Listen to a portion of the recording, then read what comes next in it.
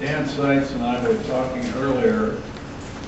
We said, what do you suppose it's going to be like following a politician? It's not a lot of fun, man.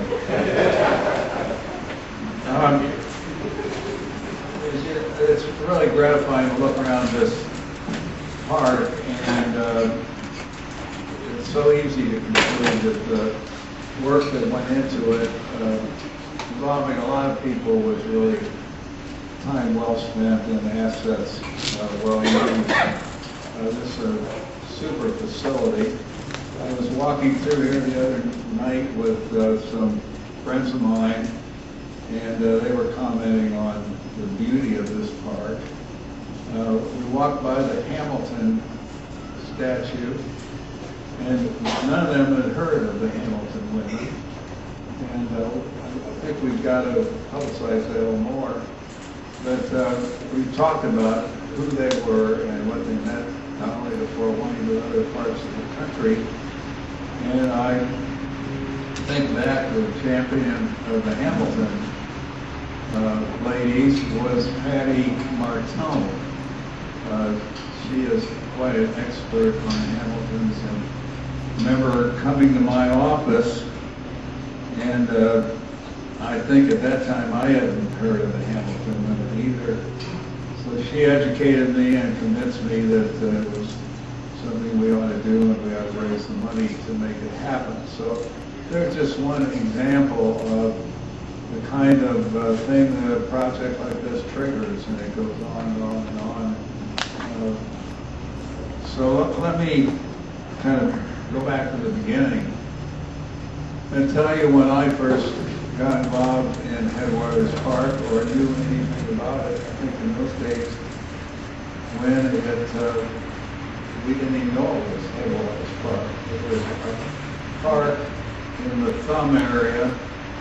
And one day Win Moses called me up and asked me if I'd meet him at the Chamber of Commerce. He had something he wanted to show me.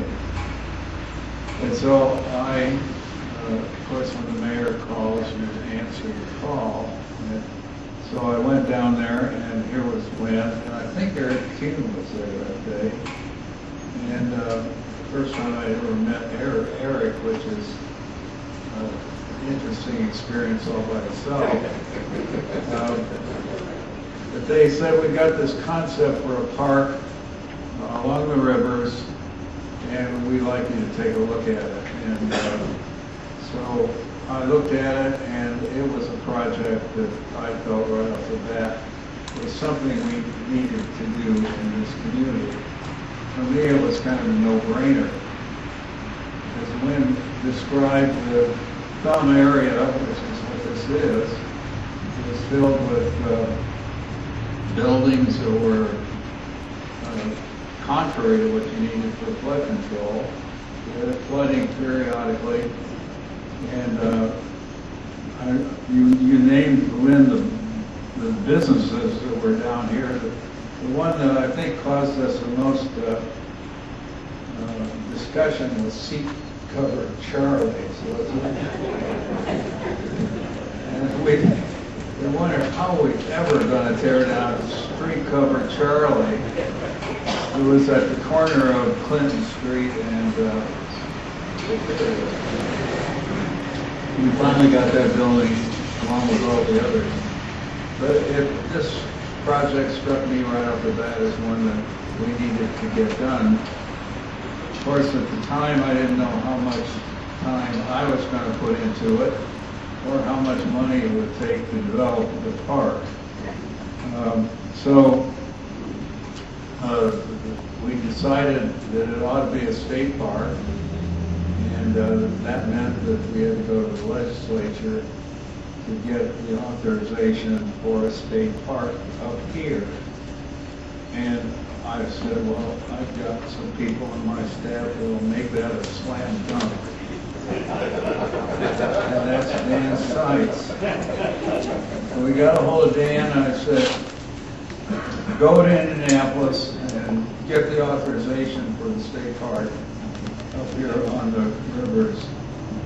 And Dan will tell you about his success in making that happen.